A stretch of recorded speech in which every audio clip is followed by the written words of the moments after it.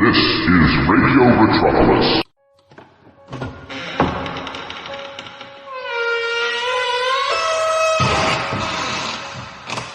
Welcome to the Inner Sanctum radio podcast here on Radio Metropolis. Tonight, a small-time poker player is in the game of his life, in which the loser must commit suicide.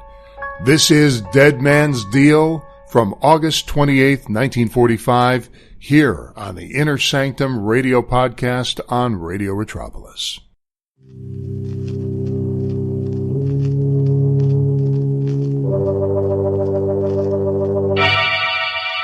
Lipton Tea and Lipton Soup present Inner Sanctum Mysteries.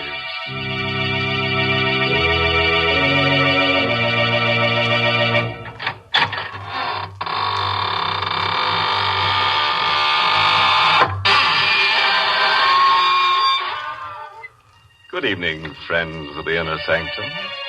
This is your host. Welcome again through the squeaking door. Did you miss us? You know, we haven't been around to haunt you these last 8 weeks. Yes, that's right. Death takes a vacation. Where have we been? Oh, we spent our vacation in a nice, cool place. Underground. Of course, we missed your smiling faces, but where we went, everybody grinned. Yes, they couldn't help it. They were grinning skulls. Too bad you couldn't all come along. Good evening, Mr. Host. Well, hello, Mary Bennett. Say, Mary, on my vacation, I met someone who had something very nice to say about Lipton tea. Yes, it was a ghost. And he said the flavor of Lipton's was out of this world. I suppose you think that's a real testimonial. But of course, no other product has ever been endorsed by a ghost. Well, I can tell you that Lipton's isn't looking for such compliments. What pleases them is the fact that more real people drink Lipton tea than any other brand. So get acquainted with Lipton's real soon, won't you, folks? Yes, and if you'd like to get acquainted with murder real soon, then listen to Dead Man's Deal. It's an original radio play by that chillmaster, Emile Tepperman. And our star tonight is Larry Haines, who plays the role of Joe Lester. It all happened to Joe Lester, who's really a small-time gambler and who had no business in that big-time game with Barney Flood and Dan Kilmer and Nick Zapparetti and the others. But it's really Lester's story. So here he is to tell it to you. I guess it was the biggest poker game I ever took a hand in. It was in Barney Flood's room, number 327, the Brandon Hotel. They were all big shots. I had to play a careful game. I only had about $3,000, and if I didn't nurse it, a single deal could wipe me out. What's the matter, Lester? Playing kind of tight, aren't you? Whatever, Barney. Man's entitled to play his own game, isn't he? Sure. Maybe you don't belong in this one. You need guts for this game. You tell him, Dan. Maybe Lester doesn't know what guts are, Barney. Now listen, you. Don't try to get tough, Lester. It wouldn't be healthy. Lester saw at me, Dan. So because I took his girl away from him. How didn't you, Lester? Suppose we leave Louise out of this, Barney. If she prefers you, that's okay with me. That's mighty big of you, Lester. That's why I hated Barney Flood. He'd taken Louise away from me. And Louise was the only thing in the world I loved. And what was worse, Barney Flood and his man, Dan Kilmer, were laughing at me because they knew I didn't have the guts to do anything about it. And then it came. The hand I'd been waiting for. Dan Kilmer was dealing. Barney Flood opened blind. I opened for 1,000. I dropped. That's me. The others all dropped out. But when I picked up my 5 cards, I found I had 3 aces. This was the way I'd wanted it. Just Barney Flood and me. And me with a strong hand before the buy. Now I'd show him who had guts. I counted out $2,000 in $100 bills and shoved them out on the table. I see you, Barney. And raise you 1,000. Oh. So our little Lester's waking up. Okay, I see the raise. Just the 2 of us, How many cards, Barney? 1. Right. And how many do you want, Big Shot? I'll take 2. Here you are. My hands were a little clammy as I picked them up. I looked at the cards. And suddenly I felt as if I'd inherited the whole universe. I had bought an extra ace. I held 4 aces. Well, big shot, I bought something here. I think it's the winning hand. I'm going to bet the works. Here. All the cash I have with me. 90 grand. 90 grand. I felt the sweat on my hands as I watched him push the money out on the table. 90 grand he was betting. And I had him beat with my 4 aces. But I couldn't see his bet. All I had was about $1,000. Come on, big shot. What are you waiting for? You know I haven't got that much money. You shouldn't be playing in this game, Tin Horn. You're taking advantage of me, Barney. You're trying to show me up. You know I have to drop out even with a better hand. Oh, so you think you have a better hand, eh? Make the bet inside my limit, and you'll see. All right, Lester. We'll see what kind of a gambler you really are. Here. I'll withdraw this 90 grand bet. I'll make another kind of bet. A bet you can see. If you have the guts. Well, what kind of bet? I'll bet my life against your life. The man who loses this deal agrees to commit suicide. For a full minute after Barney Flood made his proposition, the room was so quiet you could hear a pin drop. Barney Flood and I sat facing each other across the table, our closed cards in our hands. These were the biggest stakes men had ever played for. A life against a life. The other players were stunned and frightened by it. They wanted no part of it. One by one, they made lame excuses and faded from the room. Hi, Dan. Only Dan Kilmer was left with Barney and me. Look, Barney, why should you risk your life against this punk's life? This is the way it's going to be, Dan. Lester hates me. Don't you, Lester? Yes, Barney. I hate you. You see, Dan, he hates me because deep down inside of him, he knows he isn't as good as I am.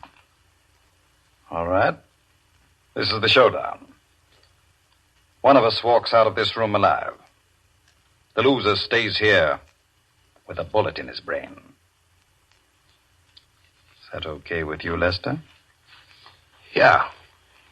Yeah, sure, it's okay with me, but I don't want Dan in the room. This is just between you and me. Let him go out before we uncover our cards. All right. Well, listen, boss. You heard him, Dan. Just the 2 of us.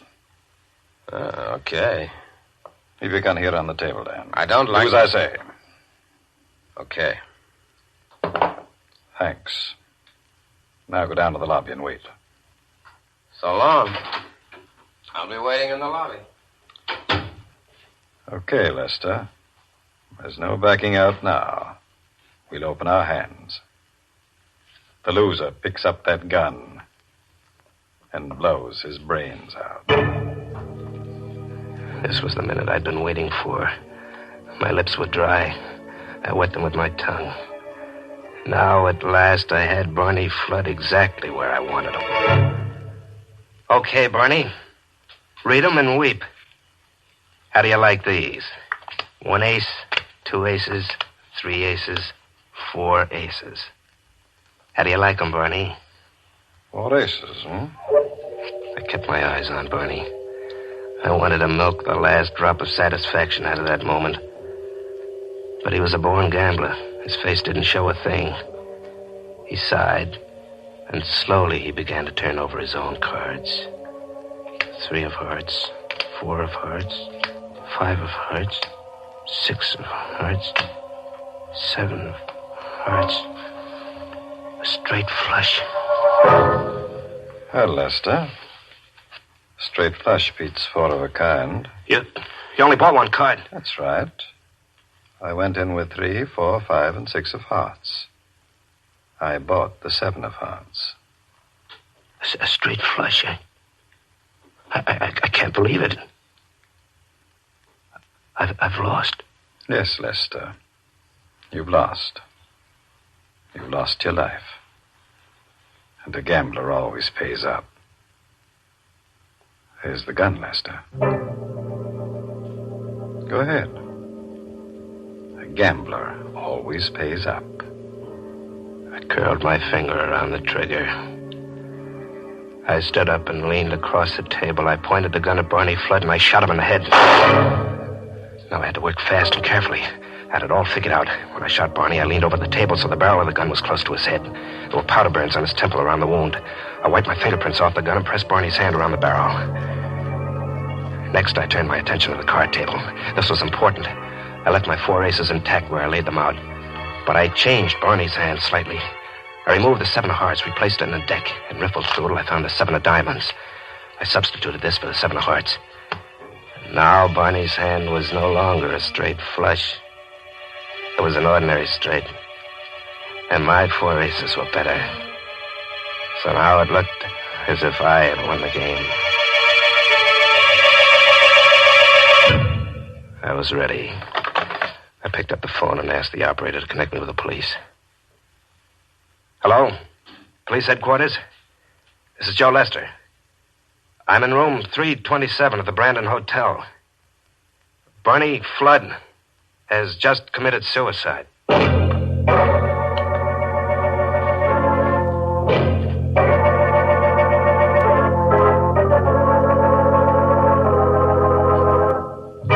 Well, it looks as if Lester has carefully set the stage for foul play.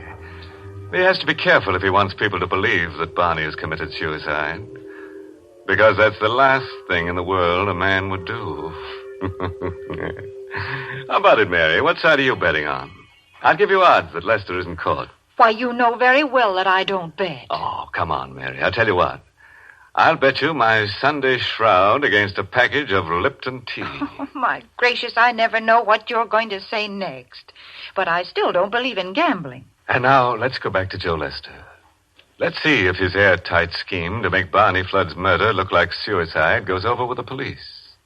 Yes, and let's hope it's not so airtight that it leaves him dangling in air at the end of a hangman's noose. At headquarters, all the players told the same story. How Barney Flood had proposed a suicide bet, and how they'd all cleared out. Inspector Larkin dismissed them all, leaving only Dan Kilmer and myself in the office with him and the stenographer. Now, you, Kilmer. Yes, Inspector. You're Barney Flood's right-hand man? Well, you know I have a private detective's license. Barney paid me to be his bodyguard. You worked for Barney a long time? That's right. Lester says you left your gun on the table. Is that right? That's right. Then I went out. Okay, Lester. It's your story from here. What happened after Kilmer went out? Well, Barney and I uncovered our hands. He had a small straight, but I had 4 aces.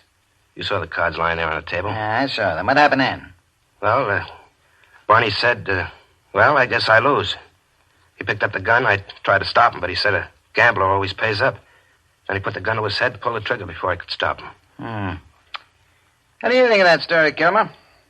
I think he lies. Makes you think so? I can't say. That's no evidence. Looks like suicide. I'm afraid there's no charge told, John Lester. I wish there was. Hey, you mean I'm free to go? Yeah, sure. Go on. Get out. Dan Kilmer gave me a dirty look, but I only grinned at him. I got up and went to the door. Everything was going my way. I was rid of Barney Flood. I'd committed the perfect murder. And now I was free to go to Louise.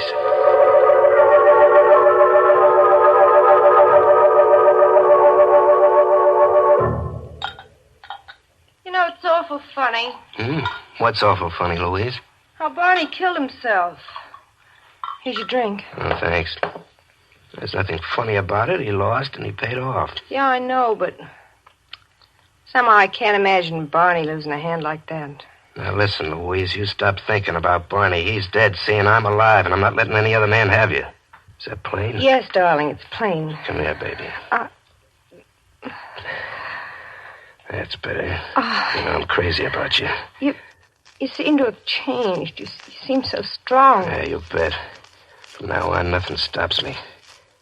You know what?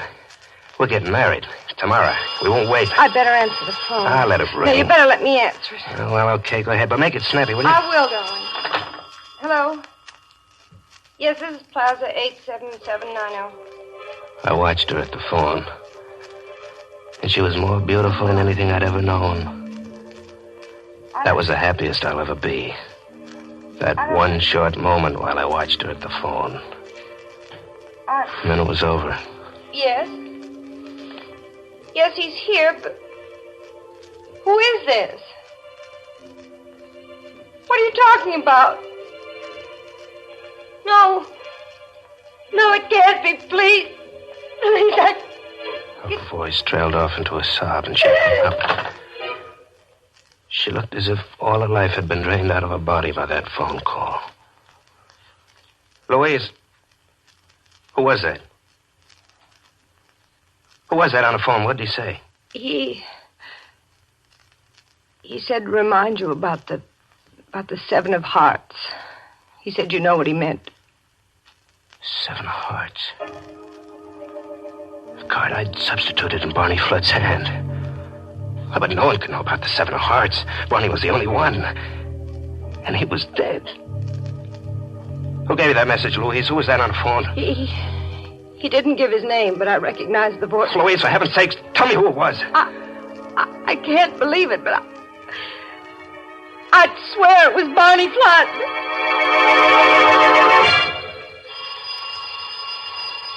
And then the phone rang again. It's the phone again. He's calling back. I'll answer it. Pushed Louise roughly aside. Slowly, I walked toward the ringing phone, almost in a daze, and picked it up. I think I must have been expecting it, because I wasn't surprised when I heard that voice. I only felt numb. Hello, Lester. I'm waiting for you. Outside the house. Across the street. Won't you come out and talk to me? About the Seven of Hearts. Seven of Hearts. He wanted to talk to me about the Seven of Hearts. And he was waiting outside. But who? I dropped the phone and went to the window, pulled back the blind and peered out. At first I saw nothing. And then I spotted him. A shadowy figure standing in a doorway across the street with his hat brim pulled low over his face. And just then a car swept down the street. Its headlights illuminated the doorway, and I got a quick look at the face. There was blood dripping from under the hat brim. I'll never remember how I managed to get out of Louise's apartment. Not the front way. I didn't dare go out into the street with that shadowy figure waiting out there. I stumbled blindly down the back stairs, flight after flight, almost tripping, skinning my hands on the banisters, bruising my elbows, but I didn't care. I wanted to get away from there. Taxi, mister? Huh? What? Taxi, mister. A taxi. Yeah, sure. Get going, quick. Sure, but where to? Where to? I didn't care. Anywhere, as long as it was away from here. Home, that was the place. I'd go home and shut myself up and not answer the phone. 17 Glidden Road, quick. Right.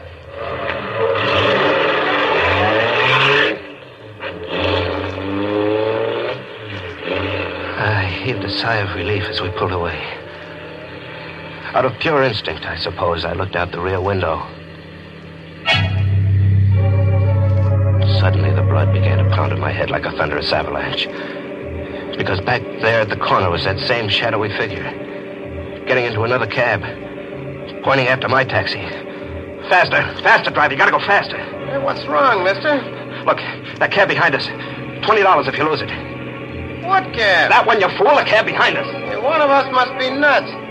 Or maybe you had a couple too many. There isn't any cab behind us. I turned around and looked again. My driver was right. The street was empty as far back as I could see.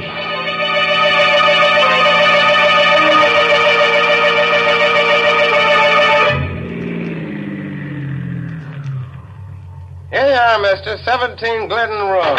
I got out of the cab and saw that the driver was looking at me as if he thought I was drunk or crazy. My shirt was wet with perspiration. My head began to throb and everything swam before my eyes. Then a voice began to whisper in my ear like a terrible refrain. Seven of Hearts. Seven of Hearts.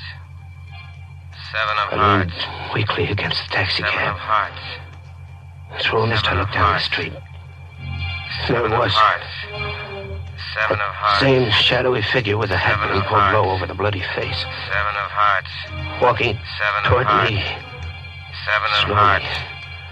Seven Toward of me. hearts. And Seven now of faster. hearts. Coming toward me Seven of fast. hearts. And the refrain Seven ringing in of my hearts. ears. I couldn't Seven stand of it. hearts. I flung myself into Seven the of cab. hearts. I wanted safety. Seven of hearts. Drive the police headquarters. Seven of fast. hearts.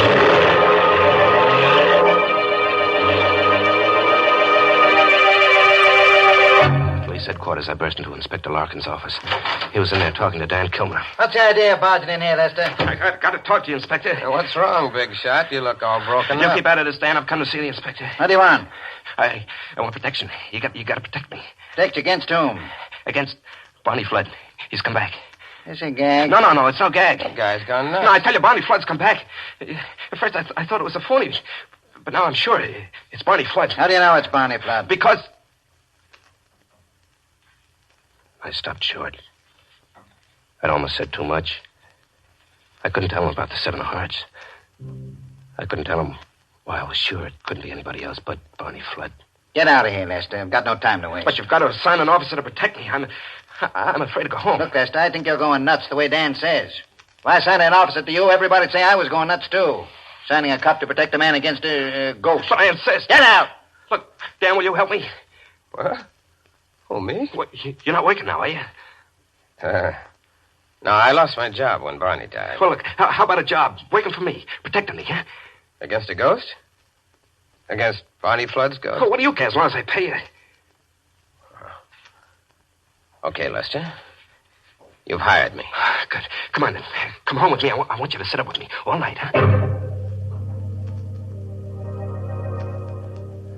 Dan Kilmer came home with me. And we sat up, whiling the time away, playing two-handed poker. My deal, Lester. Yeah, sure. So you're really scared, huh, Lester? Don't laugh at me, Dan. You'll be scared, too, if you'd seen what I saw. You mean, like the guy with the blood on his face? How'd you know about that? And the telephone call about the Seven of Hearts? The Seven of... I figured that stuff would sort of get you on edge. What do you mean? I mean that I'm the one that planted that man outside Louise's apartment. That was me on the telephone. You? Sure. That cab driver was my man, too. I had him planted out in back of Louise's house. He was waiting for you to come out the back way. You see, Lester, I had you figured right. Every move. You did all that? What was the idea? I wanted to get you right here. Like this.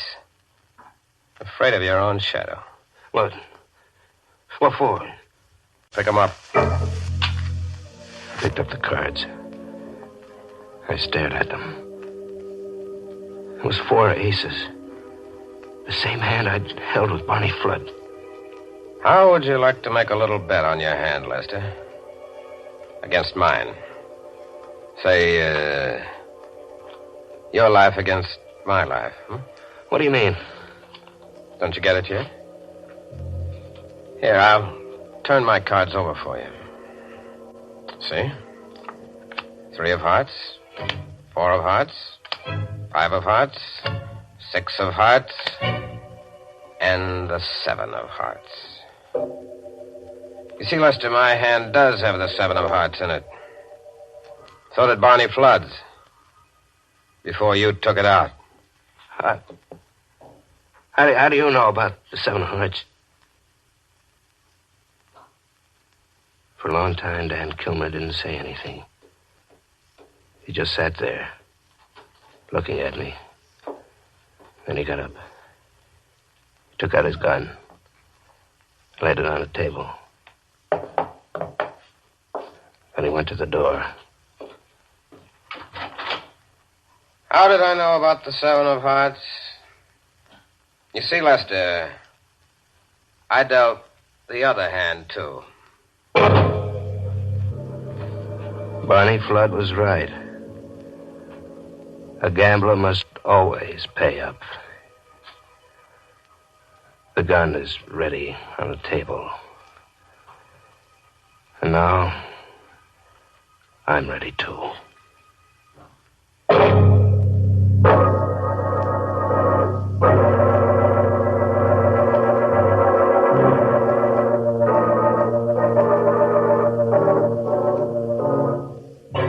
Oh, poor Lester. He's in a very grave situation now. Yeah, so grave he needs the help of an undertaker. But he was only a beginner in crime. He might have done better if he hadn't come to such an untimely end. Well, I've got no sympathy to waste on him. He shouldn't have gotten into that poker game in the first place. Oh, I don't know. I never forget the time I played strip poker with a bunch of ghosts. Say, was I lucky that day? Yes, you should have seen those ghosts shedding their ectoplasm. I declare, I don't know why you're always talking about ghosts. Oh, they're such lucky guys. They always keep cool. Even in the summer, the least little breeze goes right through them.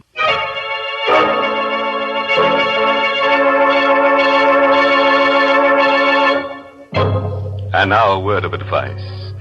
You can't afford to gamble with death because the loser never gets a chance to stage a comeback. And what's more, friends, if all the corpses on this program were laid end to end, they'd be a lot more comfortable. Oh, by the way, this month's Inner Sanctum mystery novel is Puzzle for Wantons by Patrick Quentin. Yes, and next week's Inner Sanctum story, directed by Hyman Brown and brought to you by Lipton Tea and Lipton Soup. Next week's story is going to blow the tubes in your radio. It's about a beautiful woman who marries a dead man. Now, there's an unusual romance. And this graveyard Romeo has second sight and always knows who's going to be murdered next. Well, of course he's got second sight. He lost his first sight when he died, see? Now it's time to close the squeaking door until next Tuesday. So, good night. Pleasant dreams.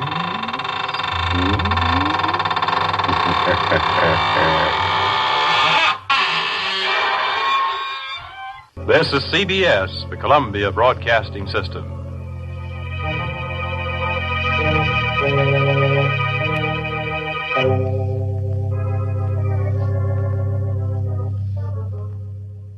And that was Dead Man's Deal from August 28th, 1945, here on the Inner Sanctum radio podcast on Radio Retropolis. They're in full swing. This is their first episode of the 45-46 season, and they didn't miss a beat, that's for sure. This started off to be a great episode. This is a good Twilight Zone episode that I'm sure inspired Rod Serling. I'm sure the whole series inspired him, as a matter of fact. This was an episode in which you knew there would be a comeuppance of some kind, as there usually is, but you really knew it here. My only critique is that we really don't know, or let me say I really don't know, what Barney Flood and his accomplice Dan Kilman, who was the mastermind apparently, who fixed the hands to play just as they would, what their motive was. What would be their motive in playing this Russian roulette hand of poker? I get the deeper meaning here, but what was the point for these guys to go through with it? I mean, the reality of it. If you were to face this in real life, what was the point of those guys doing this to Joe Lester? I didn't quite understand that. I think we all knew that Joe Lester was a doomed man and that his hand would come due. Speaking of Joe Lester, he was played by Larry Haines. Haines made the radio show circuit really just about everything you can imagine. Suspense, The Shadow, here on Inner Sanctum Mysteries. On NBC, he was the police lieutenant on The Amazing Mr. Malone. In 1951, he also played Mike Hammer in his own series in 1953 called That Hammer Guy. Terrible title. For daytime television audiences, Larry Haines was best known for his role as Stu Bergman on Search for Tomorrow from 1966 until its final episode 20 years later, 1986, winning 2 daytime Emmys, one in 1976 and the other in 1981. Larry Haines died on July 17th, 2008 at the age of 89. And the story tonight was written by Emile C. Tepperman, most remembered for his Purple Invasion series, Pulp Fiction, for the most part. For Operator 5, if you're into all of that. His character, Ed Race, appeared regularly in the Spider magazine. He penned 11 Spider novels, mostly during the year 1937, where Secret Agent X stories acted as a precursor to his Operator 5 work. Tepperman also had a successful series in Ace G-Men featuring the Suicide Squad, which might rival his Operator 5 fame. That's about all we really know from Tepperman. He lived a very short life, relatively speaking. His pulp career lasted from 1933 to the early 40s, and that was about it. He died on February 20th, 1951. I believe he was only 52 years old. And that'll do it for us tonight. That was Dead Man's Deal from August 28th, 1945, here on the Inner Sanctum Radio Podcast on Radio Metropolis.